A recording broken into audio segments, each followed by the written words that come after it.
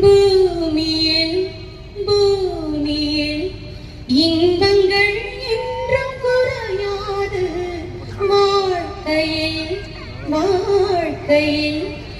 துன்பங்கள் என்றும் கிடையாது எதுவரை வாழ்க்கை அழைக்கிறதோ அதுவரை நாமும் சென்றிடுவோம் விடை